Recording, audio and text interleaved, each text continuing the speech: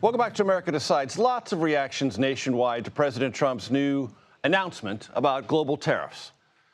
I want to get some reaction from Delaware's governor. His name is Meyer. Governor, it's good to see you. Thanks for joining us. Delaware is the first state, first to ratify the Constitution, we know that, and also a corporation state. What is your perspective on this Trump approach to tariffs and its impact on the economy in Delaware and nationwide? Well, Major, we're also a no sales tax state. It's just about religion in this state to say no sales tax. And what is a tariff? A tariff is effectively a sales tax.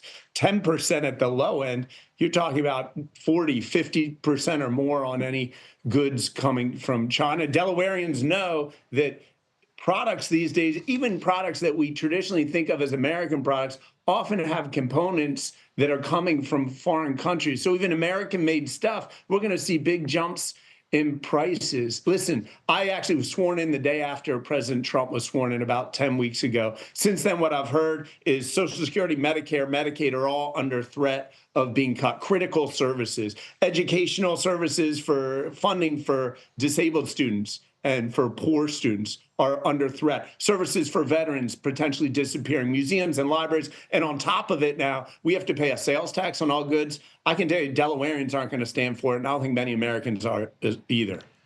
But, Governor, you have to acknowledge that when the president talks about the deindustrialization of America, whether it's absolutely true or you can look at the statistics and say there are nuances to that, and there definitely are, that does resonate with voters, not only in your state, but in other states who feel that there hasn't been enough economic defense of America's self-interest. And President Trump is leaning aggressively into that.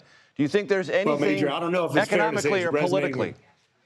Yeah, I don't know if it's fair, Major, to say it's resonating with voters. I don't know if you watched what happened in Dane County, Wisconsin yesterday and across the state of Wisconsin, what happened in Pensacola, Florida. These places that just a few months ago looked very red are looking pretty blue right now. So I don't know how much Americans can stand for it. In terms of policy, that sounds a lot like the Hawley-Smoot Act back in 1930. It sounds a lot like Herbert Hoover's economic policies that were followed by a decade of Great Depression. So let's talk about Wisconsin and Florida. What tea leaves do you read in those election results? Republicans won in Florida, both those special elections, smaller margins by far than 2024, and the Wisconsin Supreme Court race.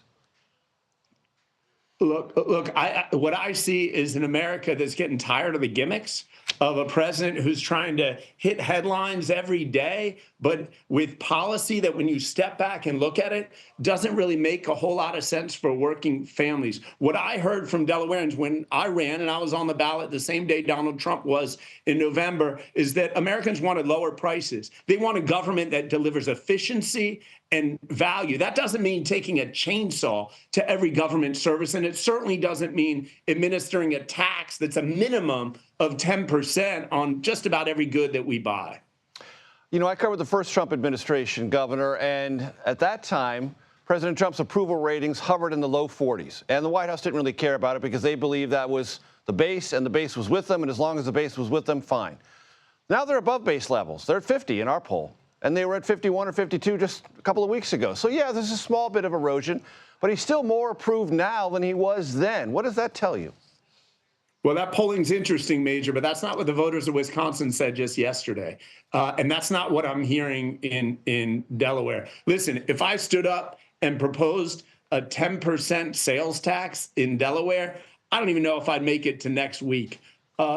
Voters in Delaware are not going to tolerate this, and I think people are going to ultimately look at their pocketbooks. They're expecting to see a government that delivers, doesn't cut left and right and increase the cost of everything. So listen, 12 years ago, I was a school teacher.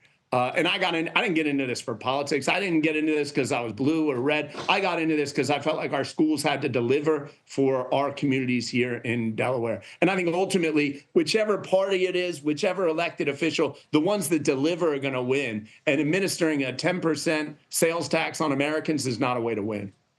What is your autopsy on what went wrong for Democrats in 2024? And what do you see changing maybe just this week as an indicator that something has moved the needle in a different direction?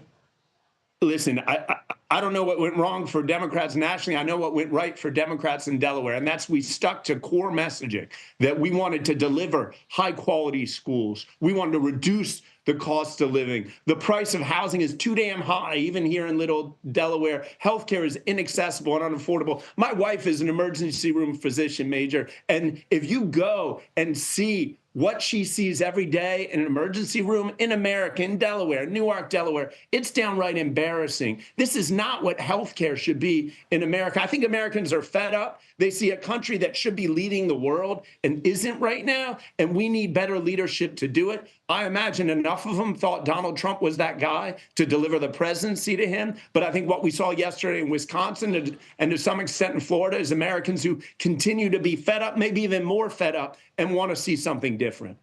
The president said in the Rose Garden just this afternoon, Medicaid benefits will not be cut. House Republicans have already voted for $880 billion in Medicaid reductions over the next 10 years. Where is this issue heading? Yeah, I just go back to where's the beef? Back in 1984, I was a math teacher. You got to look at the numbers. You can't just look at the words. What I'm hearing every day from our Medicaid director is that this situation is getting increasingly dire. And I should add that as a governor, one of 50 governors, the daily uncertainty also adds to our challenges now, where last week I had to deliver my first budget to our state legislature. Can you imagine how challenging it is when we don't know what's happening to Medicaid? We don't know what's happening to federal education funding. And I think some Americans are getting fed up with that uncertainty as well. Delaware's Democratic Governor Matt Meyer. Governor, thank you, sir. Thank you, Major.